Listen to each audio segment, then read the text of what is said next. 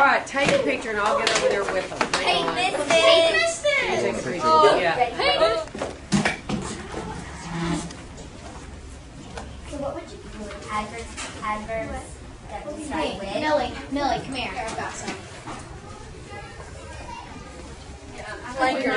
What's up, Joe? Like, hi, camera. You need to make a second with the chair. Good. How are you doing? I know you're going to get up on the chair.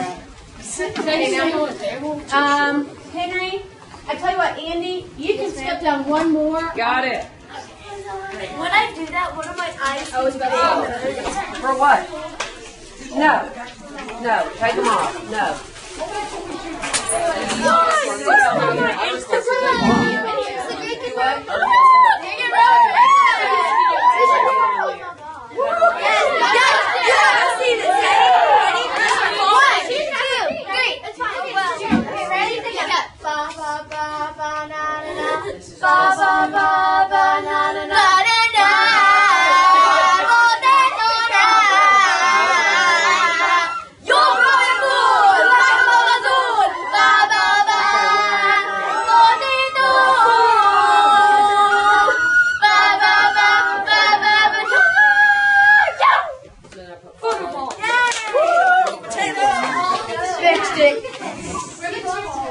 Okay, Taylor fixes it again. Okay. Got it. I'm the gorilla man. Thanks. And you're still alive. You give love a bad name. Do more. Shot in your heart. And you're still alive. You give love a bad name. Do. Awesome. You got this. Hey, on. Wait, didn't your dad give them? And so the Taylor was always have a plan. And always have a plan. Always have a plan. Mission accomplished. Okay, stranded. Yeah, it's like the sun, but it kind of looks like an upturned boat, so I had to label it. Okay. Like it's just Titanic. All right, so Andy, something. What was the spring break for your spring break activities picture? Okay, so you said to draw spring break activities.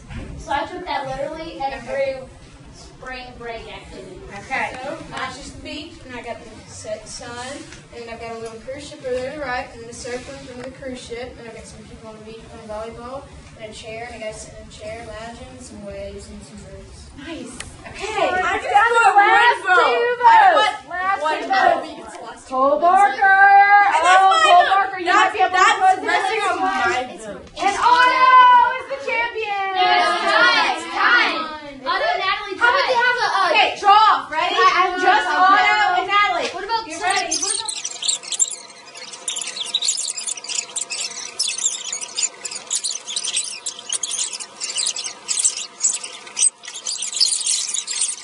Five.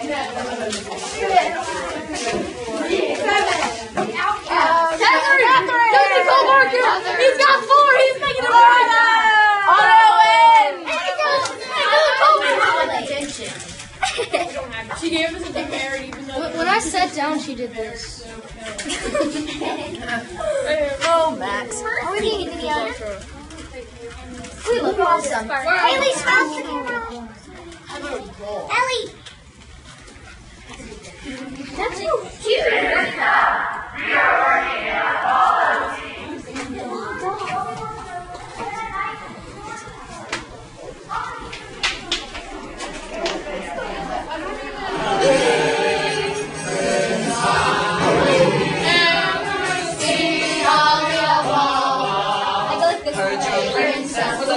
Lovely to see. And that's Now tired, rest to stay calm.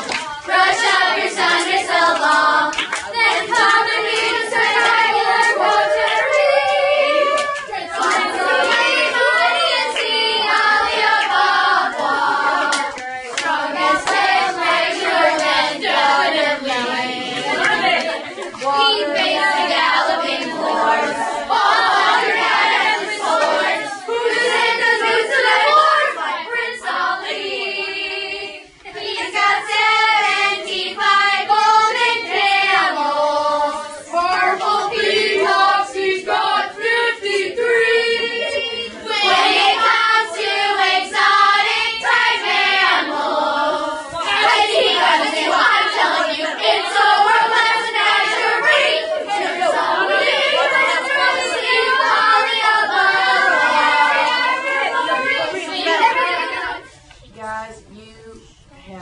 exceeded far and beyond our expectations. Everybody in the school is talking about that these were probably some of the best that you have ever done. I could not be more proud of you. The thing is, the laughter is going to be greater because your parents are going to get all the jokes. So don't forget to give your time. Your timing was great. It really was. So you're going to give yourself timing a little bit today because your parents are going to love it. It was phenomenal. Father, we thank you for the morning. We thank you for the flurries. We thank you for the excitement, but we thank you most for the love. The love of learning, the love of togetherness, the love of this school, and the love of this class. We pray that today would be a tribute to that love and the fact that love is ultimately a gift from you. We love you and we thank you. In your son's name, amen. Amen. All right, here we go. One more thing. Are you ready? Yes. Toga. Toga, toga, toga, toga, toga, toga, toga.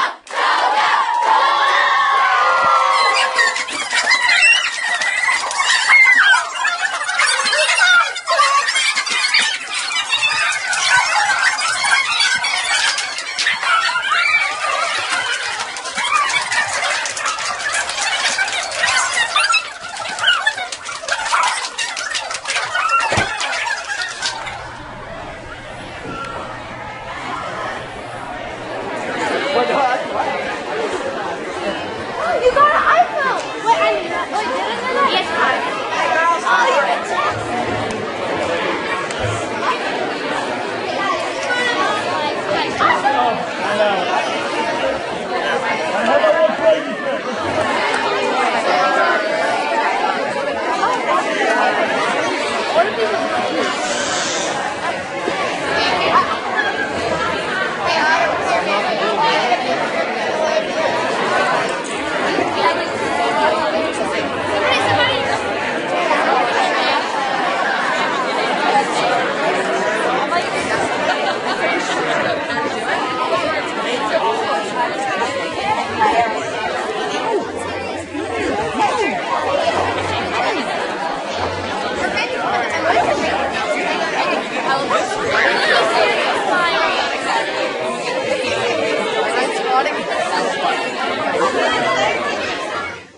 We want to welcome everyone to the annual Greek and Roman Banquet.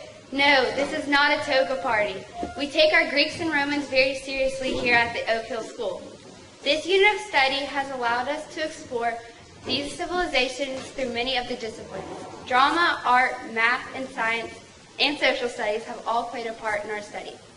This year's study has taken us from the great Minoans to the mythical city of Troy, to Athens, where the center of art and learning, and Sparta, where the military life prevailed at age 7, and last but not least, Mount Olympus, where those outrageous gods and goddesses lived the lives of soap opera stars. We attempted to change the course of history in the 6th grade by putting a new verdict in the case. We couldn't decide whether to applaud Pythagoras or push him into the Mediterranean Sea as he taught us theories of geometry. However, it must have been incredibly exciting to be a part of 5th century Greece, where the classic or golden age of Greece produced some of the world's greatest minds. What is so amazing about these men is they all lived in one place, Athens. These minds included philosophers such as Socrates, Plato, and Aristotle, the historian Herodotus, mathematicians such as Pythagoras, poets like Homer, Hippocrates in the field of medicine, and a powerful politician, Pericles. The Greek and Romans gave us many, many gifts. We are here today to celebrate a few of those gifts.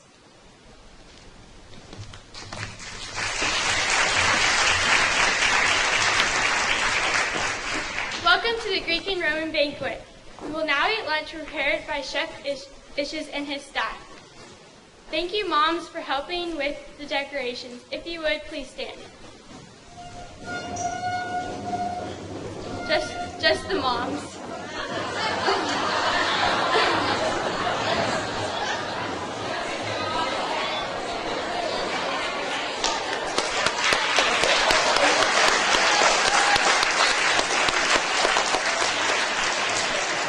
The Hollands, O'Briens, and Anderson families will will go through the lunch line first, please. Now my dad will say the blessing for our meal.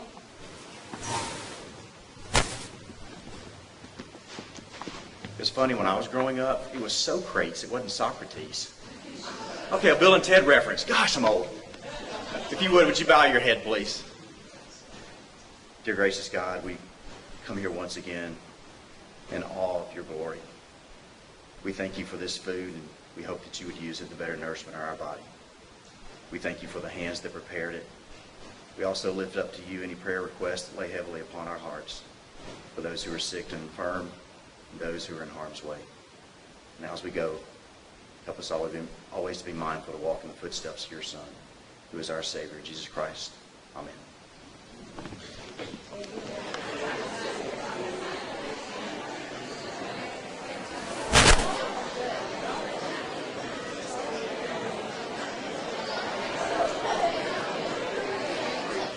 Those who were citizens and those who were not.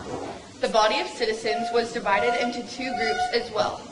The majority of the citizens was comprised of a group called the plebeians. They were men who farmed, traded, and made things for a living. They made up 90% of the population. The second group of citizens were called the patricians. They were members of Rome's noble families. They owned large farms and had plebeians working for them. Only patricians could belong to a ruling assembly or become government leaders.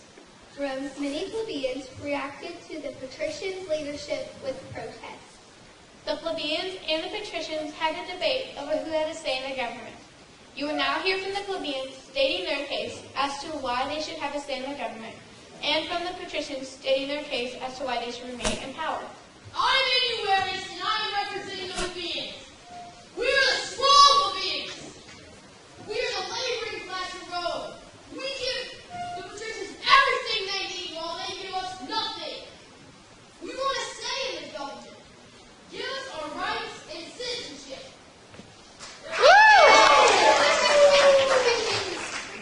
come from the ancient roots of Rome. We have time in our hands to run the government. We have education and wisdom. We don't think that we should be allowed in government. I'm Leviticus, and I'm representing the plebeians. Plebeians are not citizens. We want a say in the government. We want to be free to have a family, start a business, and own land. I'm Juliet, and I'm representing and fighting for the patricians. We have the education, we have the intellect, and we have many years of experience of how to run this government successfully. Why should we change now? I am Maximus, and it is not fair for 95% of our government to be doing all of the hard labor, and to be 100% of our government doing equal labor and living in equal homes and getting equal pay. Valeria, and I'm representing and fighting for the patricians. There are three main reasons why our money greatly benefits you. We provide food, we provide protection, and we provide jobs. Since we provide you all of these things, you should be thankful. I am Mercia, and I represent the plebeians. We work all day with almost no food in our stomachs. We eat only 2 meager meals a day. If you expect us to be able to work for you, we deserve better meals. I'm Servius, and I'm representing the patricians. We provide you with welfare systems called a nono, alimenta, and tesserae. We make sure you and your families get what you need. We make sure you get what you need, even though you show us no respect in any way or form. And I'm a plebeian. I proudly serve in the army for you patricians.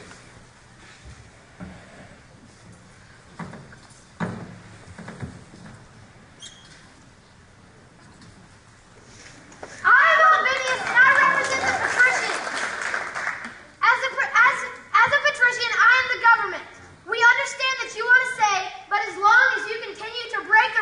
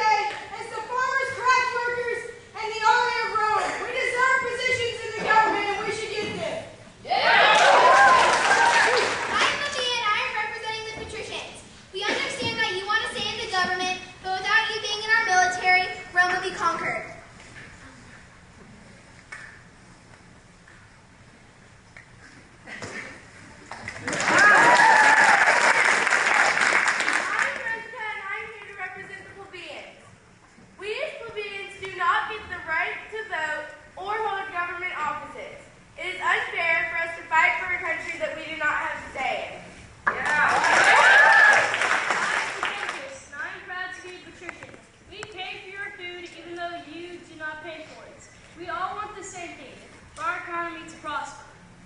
I am Leventia, and I represent the plebeians. The patricians limit our education. We can't afford more than a couple of years of school. If we had more education, we could participate in helping the government of Rome grow and prosper. That way, we would be able to help change laws so that they would apply to both the patricians and the plebeians, and they would be fair. I'm a patrician, and we patricians are the strong, wealthy, and powerful people of Rome. We have all the money, yet we give you the money to support you and your families. I'm Tiberius, and I am fighting for the plebeians. We work from morning to late in the afternoon and get barely anything. We have tiny meals and small apartments. We deserve better meals and better apartments because we are working long and hard hours for you. We don't have a chance at education because working hours are unfair and unbalanced. I'm a patrician and I fight for Rome. I do not want the plebeians to have a say in the government. They have 5 years of education, and that is enough to know how to do their job, yet it's not enough to know how to run a government. I and the patricians cannot afford to pay for 95% of this country to have a good education, but we can afford to pay for the ones who make a difference in our lives. I'm Octavia, and I fight for the plebeians. We, the plebeians, are living in unsanitary, unsafe, and unfair conditions.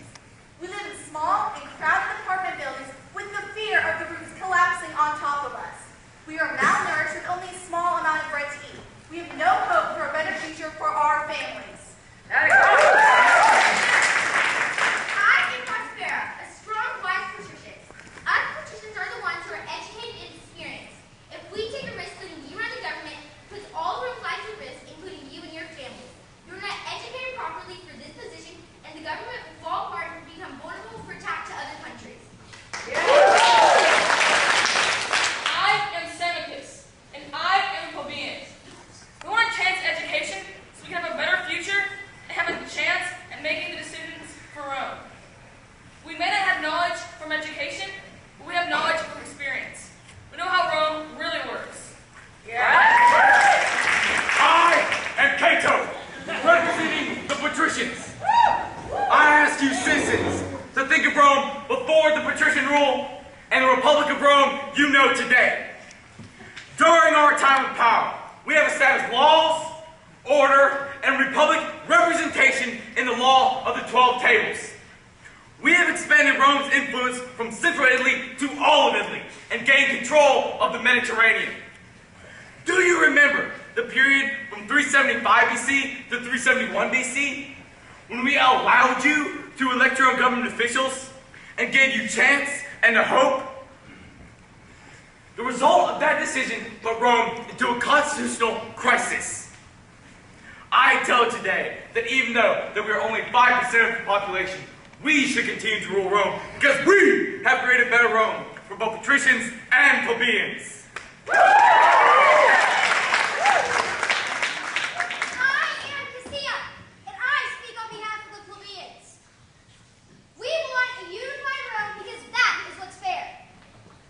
Do you remember when in 500 BC, when you wanted the kings out, you could not get them out without us because we are the army? You said if we got rid of the kings, we would have equal rights, pay, and work. But once the kings are gone, we receive nothing in return. No equality whatsoever. Even though you lied, cheated, and used us, we are still willing to stand behind a unified Rome because that is what's fair. We work for you all day. We fight for you with no choice. Shouldn't we be able to govern for you?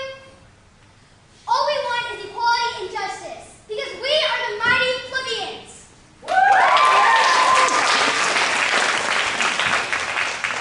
The good news is, in time, both sides agreed to work together and improve Rome's government. The new government was called a republic, and it resembles our own government today. It was successful for nearly 500 years. I hope you enjoy the debate.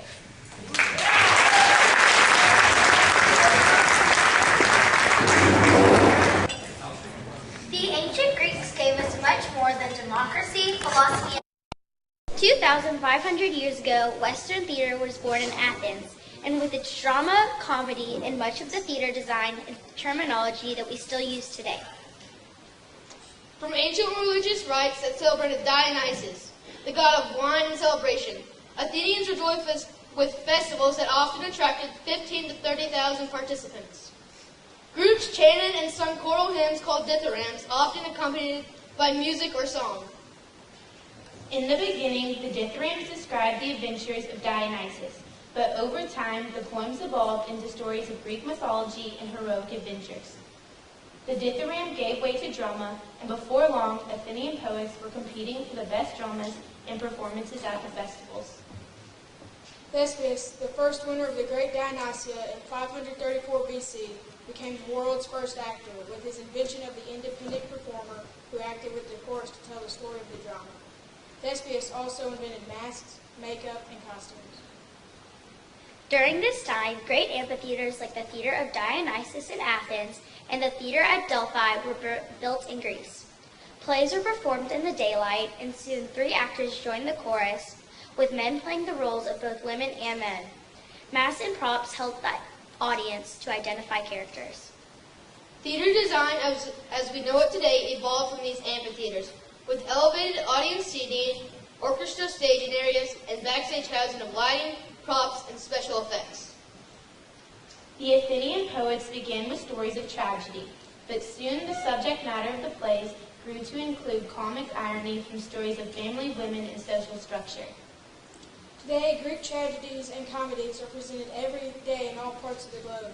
Other famous stories, such as Star Wars and Harry Potter novels, have their roots in the traditions of the Greeks, using heroic journeys to tell a transformation of the human spirit. Today, the Oak Hill School 6th grade class will present our own version of a Greek play, told with a modern twist. Join us now for the 2013 Space Odyssey.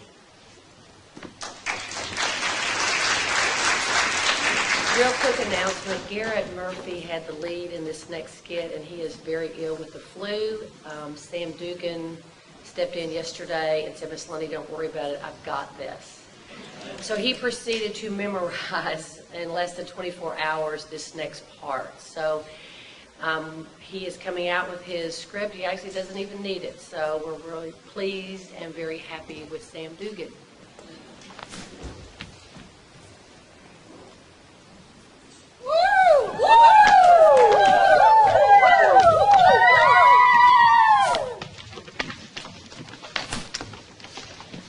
Now we will tell you the story of Space Hank, formerly of A Wrinkle in Time. It is a very long story, but it is worth hearing. In a galaxy far, far away, the intergalactic Star War has ended. The warrior Hank has been away from home for 20 light years. That's a long time. Hi, my name is Hank. Hank was strong. Hank was a military genius.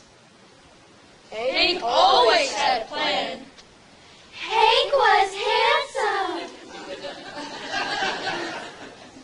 I sure am glad the intergalactic Star War is over. Hank was from planet Ithaca, 3rd planet from the sun. The 3rd planet from the sun was very green and blue, with water and flowers and many different life forms. Everyone there was very proud of Hank, even after 3,000 eons. Hank loved his wife, Princess Leia. He also loved his son, Luki. But he had to leave them to join the battle. Goodbye, my lovely wife. I will miss you so much. Raise our son to be a manly man. I hope I will return to you. But if I don't, I want you to marry again and be happy. I don't want anybody else but you, Hank. Do you have to go? Aww. I must follow the law. Ask not what your planet can do for you, but ask what you can do for your planet. I'll call you every day on my Galaxy Android. So Hank set sail for the battleground of Minerva. With his 12 Honda Odyssey spaceships. And his faithful space cadets. The journey began. Da da da da da da da da da da da. The intergalactic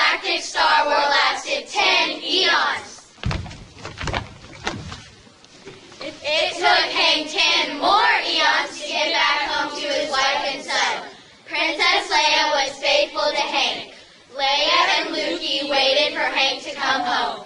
And waited, And waited, and waited. Not long after Hank and his men blasted off, gravity pulled them to the west of the Samsung galaxy. then some evil green aliens pushed the ships into the next galaxy toward a cute little planet called Lotus. Ah! The aliens welcomed Hank and his men. The LLL, Lotus Land Leader, gave the crew delicious Milky Ways. Welcome to our planet, Voyagers. You must be tired. Make yourselves at home. Come and eat these delicious Milky Ways. Our Milky Ways are sweet as shooting stars. The Milky Ways put Hank's men in a trance. Chocolate. They want to eat the candy forever. It was always afternoon on Lotus. No one worked and no one cared about flying home. Doesn't it sound great? And the entertainment was amazing.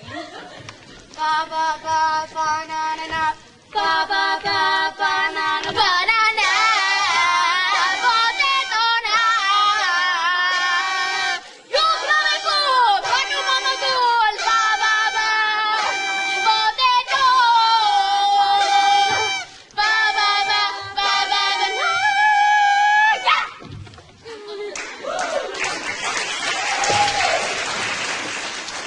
It was great, but Hank had to get home to his wife, Princess Leia, and their son, Lukey. Get up, lazy heads. We gotta go home.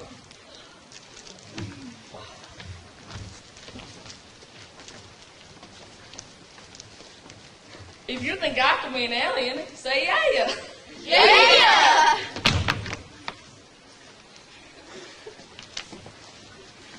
It seemed that it was the same starry night over and over again.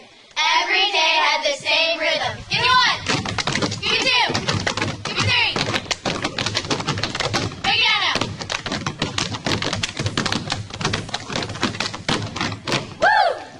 The men forgot about their mission. Fellas, we gotta get a move on. But if we stay, the LLL will give us more Milky Ways. You never, ever, ever have to leave. Stop! I will have none of this. We're leaving this weird planet. I want to go home to my wife.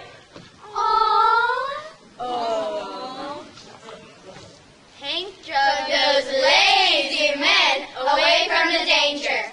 He tied them to the spaceship until they blasted away. Hank was trying to get a signal on their SUPS, the Space Universe Positioning System. When they felt a boom! Oh, mayday! We've been hit!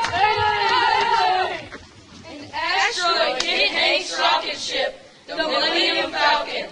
They were throttled 200 light years off course and spiraled toward a mysterious wild planet with many creatures. Planet Ho! Planet Ho!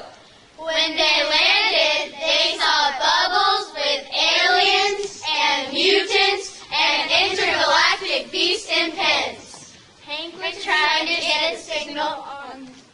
Hank got out on the Samsung Galaxy S3 to update his Instagram profile. Then he realized there was no service. Hank was so mad that he wasn't able to upload a picture to his Instagram profile. Man, am I hungry? I could eat a Cyclops. You guys stay here. I'm going to explore.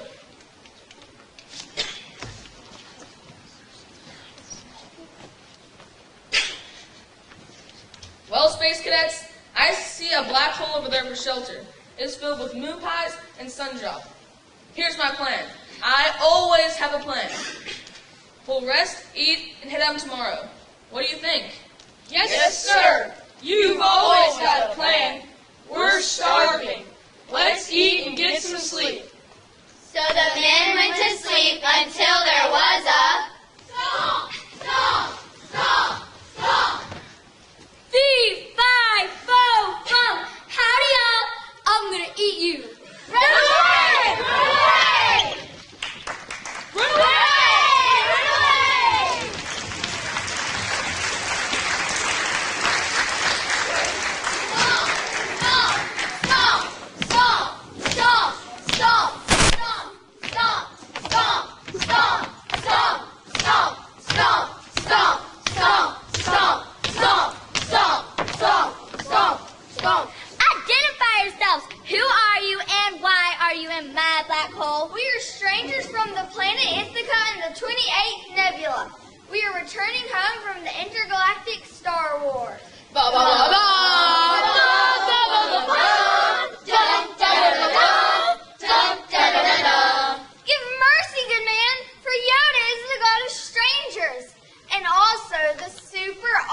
Sparkly Asteroid Club. The super awesome Sparkly Asteroid Club rules. You got it, strangers, I am. Asteroid Club, Yoda, I don't care about your club, and I don't care about Yoda. Do you think some 900-year-old Jedi can save you? I don't think so. I eat strangers. You will never get out of this black hole. Please don't eat us! Too late, Chewbacca is hungry. Oh! Well, that's not very nice.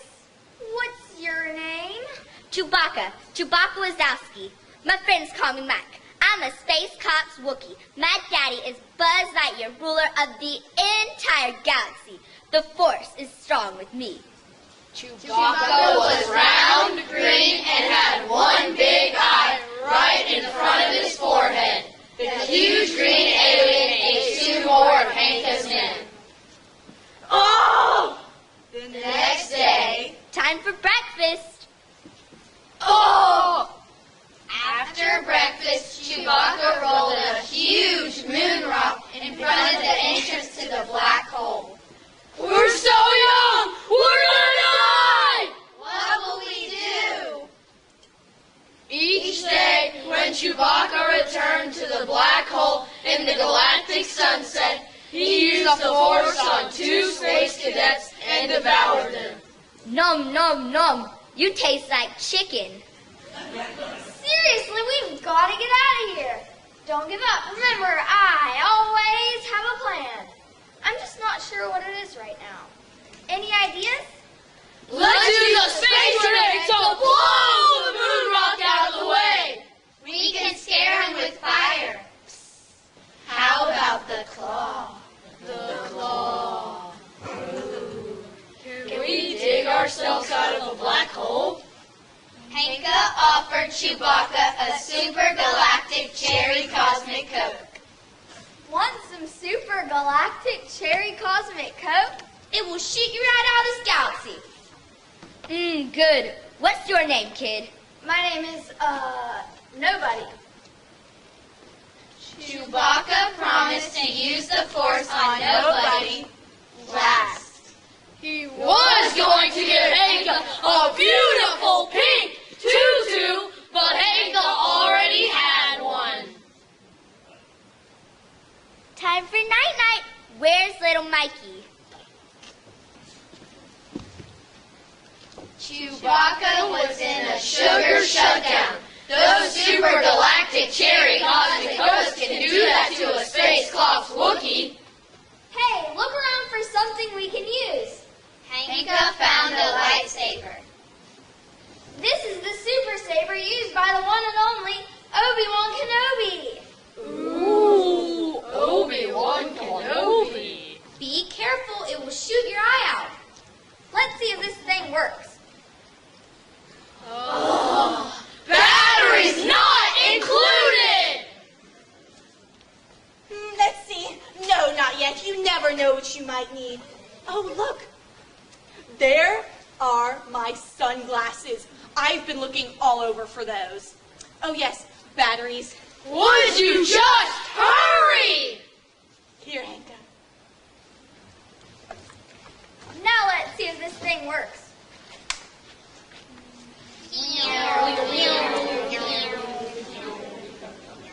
It works! Quick, Hanka, what's your plan? All right. I will shove the lightsaber into his space claw Wookiee's face. Are you sure this will work, Hanka? I'm about 67.28% sure it'll work. Chewbacca's not the sharpest knife in the drawer.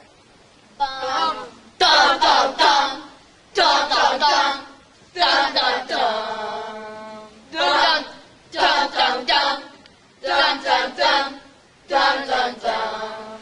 Hanka shoved the lightsaber into Chewbacca's good eye. Ouch! My eye! Ow! He screamed. Ah! He yelled. He moaned. He groaned.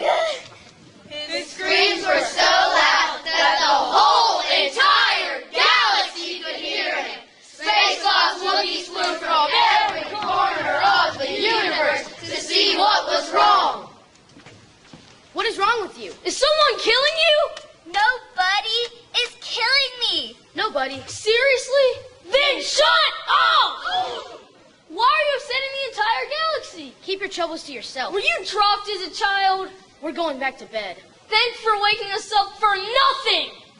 What I say, I always have a plan. Nobody beats space cadets in their own intergalactic spaceship. Who's the best? Hooray, Sir Hank! We are the champions, my friends. Wait, We're still in the black hole. How are we going to escape? We will hide under these Ewoks. I will activate our stealth mode. When Chewbacca awakes, he can't see us and we will escape. Stealth mode activate. Ready, space cadets? Let's go home. Beam us up, Scotty.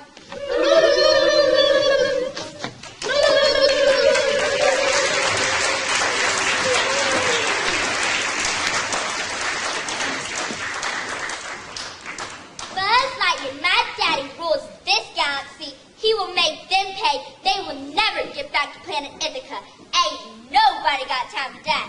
Hello! Come on, space cadets! Try faster!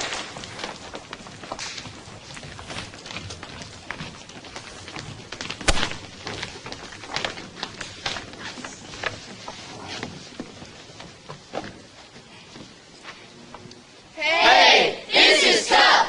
We are working in Apollo-ing positions. Well, pick up the space pace. Sir, yes, sir, Hank. Are we there yet? Gee, I hope we get back home soon. I know, but watch out. Buzz Lightyear will be very angry. He could wipe us out completely.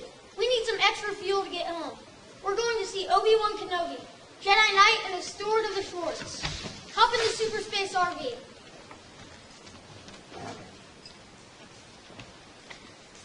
Planet Ho! Planet Ho! Finally, I hope Obi-Wan will grant us with the Schwartz to help us return home to planet Ithaca. This has been a very exhausting journey. We hope so too. He has to. Obi-Wan, I'm here to propose a trade. You give me the helmet of the Schwartz, and I give you, a star and roll my skid. Yes, whatever. Here it is. And may the Schwartz be with you. Thanks, you too. Space cadets, prepare the ship for light speed. No, too slow. We're going ludicrous speed. Ludicrous speed? The RV can't take it. You might want to buckle your seatbelt, Hank. And buckle this. But Hank and his space cadets blasted away homeward bound. The Schwartz was with them.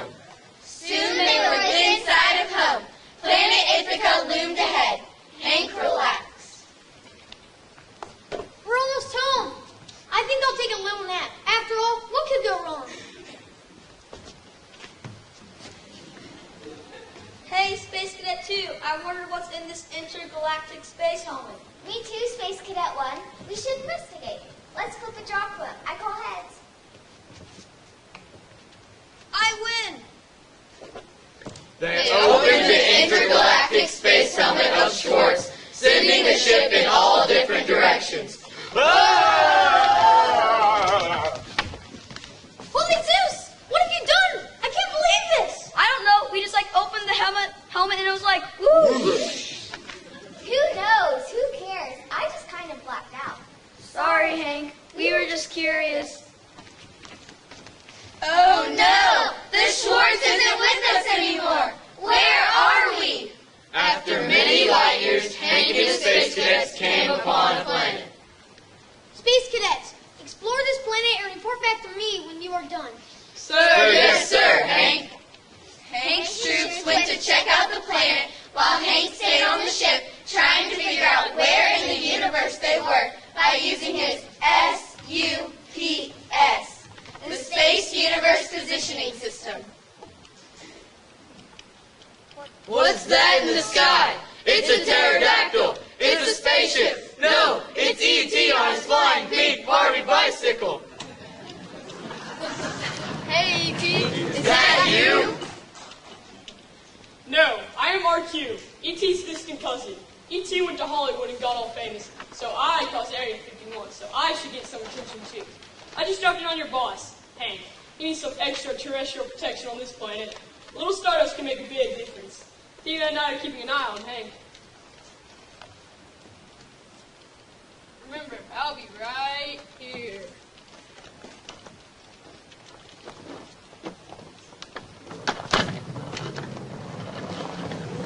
What's that beautiful noise? Let's go find it.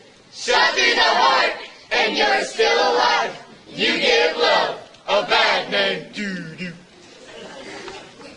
They found the noise all right. It was Sir Cersei. Hey, Space Cadets! Welcome to planet Wookie Wookie. Would you like a feast of delicious moon dots? Follow me. Follow me so I can turn you into Wookiees. I mean, strong, smart, and skilled Space Cadets.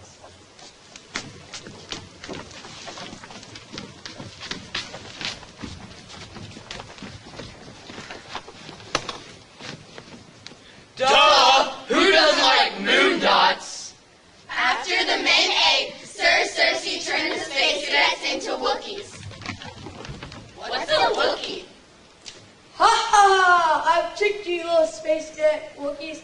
Now I'll get rich when you are cast in the next Star Wars movie. One Space Cadet saw everything and rushed back to tell Hank. Sir Hank, sir, your Space Cadets, Wookiee, Sir Cersei, both are Wookiees. I've got this. Thanks for the magic stardust, RQ. Sir Cersei, give me back my Space Cadets. When Sir Cersei saw that he had no power over Hank, he released the Space Cadets and decided to give Hank advice. You know, I've come to like you guys, and also I want to tell you about the danger lurking in the stars. These little mini-me things that draw people and aliens into their power. There's also wormholes, random asteroids, and there's space junk everywhere. You definitely gotta watch out for that. All we want to do is go home. Home, home, home. You must go to Darth Vader on the Death Star. Show me the way. Hank must make this journey by himself. He flew to the Death Star, Darth Vader's home deep in the depths of the universe. He passed Bob, the three-headed alien guarding the gates. Hey, Bob, have some gummy worm pulls.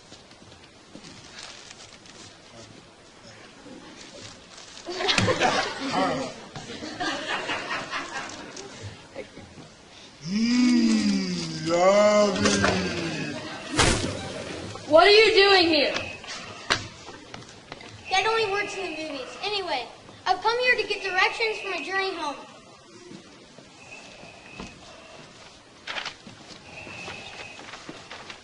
Okay, so you want to follow this star and go 500 more light years. Then you want to take a left and it's the third planet on the right. Home, home, home.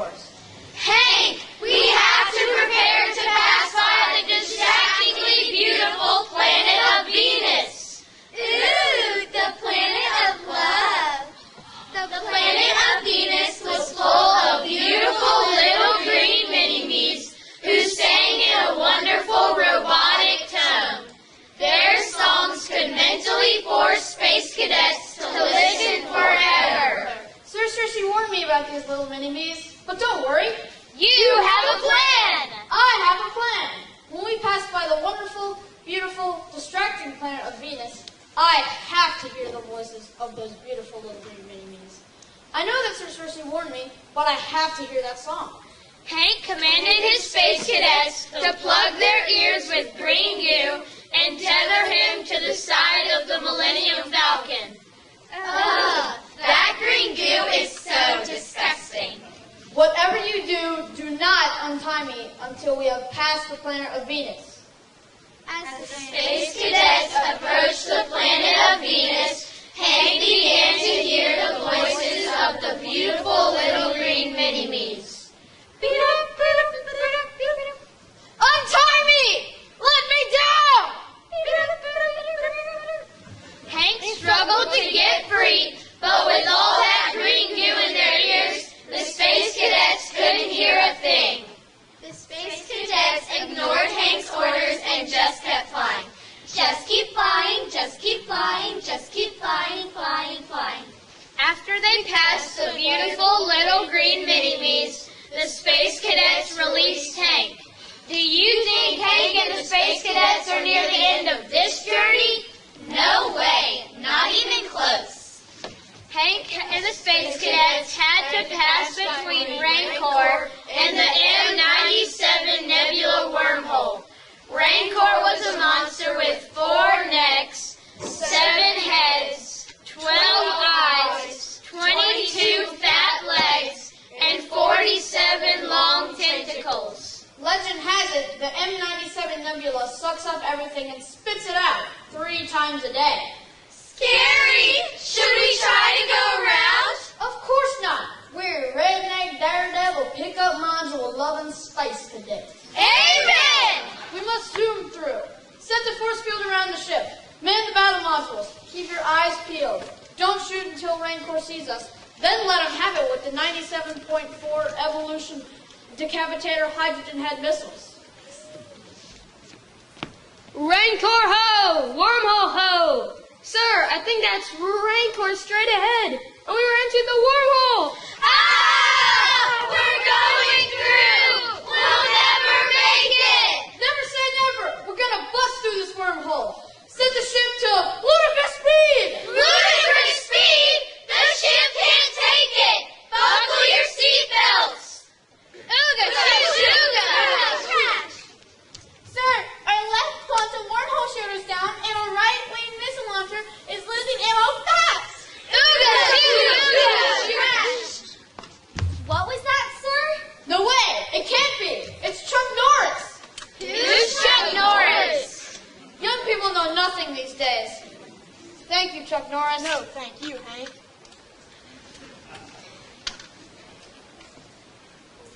Oh my Zeus! We made it! Are we alive? We made it! Thanks to Chuck Norris, we're alive! Not for long. Buzz Lightyear still controls the skies. You won't believe this, but there was a huge meteor shower that destroyed Hank's spaceship, the Millennium Falcon. Wow! That was one large meteor shower. Too bad it destroyed my ship. Oh no! Where's my crew? All the space cadets were knocked a little too far out of orbit, except heroic Hank. Hank floated up on a planet in the middle of absolutely nowhere. What happened? Where am I? Hank walked around the mysterious planet looking for something familiar, but he found nothing. Where am I? Hello, Space Cadet. Now, what a handsome man. Oh, Zeus. Hank just ran into the wonderful extraterrestrial nymph, J-Lo. Who are you and what do you want? My name is J-Lo, Immortal Goddess of Planet Hollywood. I love you, and I want to marry you. I will give you anything you want. I will even make you immortal like me. Thanks, J-Lo, but no thanks. I gotta pass on your offer. I want to go home. What? What? How could you? You have to stay here until you marry me. Let's see, I'll get flowers, dress, a feast. Our wedding is going to be out of this world. J-Lo, I must test her back to my wife, Princess Leia. What is tesserating? Everyone knows that. Tesserating is like moving in space and time. It's a wrinkle in time. Duh. Hank knew. Well, at least you have to give me a chance. Stay here until until you realize I am the one. This won't take long at all. For 7 light years, J-Lo tried everything to get Hank to marry him. Everything? Everything! She's saying. Get on the floor. Dance the night away, marry her and stay here on this planet. Get on the floor. Dance the night away, marry her and stay here on this planet. Get on the floor. Dance the night away, marry her and stay here on this planet. Get on the floor. Take 5. She danced. She even gave Hank a personal concert, but he still wanted to go home to Princess Leia. Fine. After 7 long light years of please get me off this planet, J-Lo gave in and let Hank test her back to his wife, Princess Leia, waiting for him at their galactic space castle. Fine. Leave. Go back to your beloved wife, Princess Leia. Promise me you'll write? Nope. Sorry. Goodbye. Good riddance. I'm free! Hank tested home and found his castle overtaken by stormtroopers, trying to convince Princess Leia to marry again. Princess Leia, I'm home and I'm tired. Got any star cakes and lava juice? What are these stormtroopers doing in here? Trying to marry me. Get them out. Help me, Hank. You're my only hope. I have a plan. I will disguise myself and challenge them to a freeze-dried, 5-alarm spicy buffalo wings from Star Wars Wild Wings eating contest.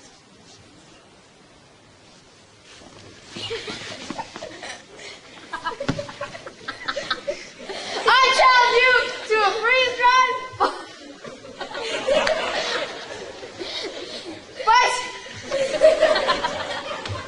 I'm sorry. To a freeze-dried. Okay, get it down. To a freeze-dried, 5-alarm spicy buffalo wing from Star Wars Wild Wings eating contest. We accept on 3. 1, 2, 3. Hank wins! I'm getting out of here! I win! Get out of my house! Hank, I'm so glad you came back to me. Tell me all about your adventures. It's a long story, just stuff epic poems are made of. Mom? Who is this guy? Look me, I am your father. Hank got to see his boy grow up to be a man.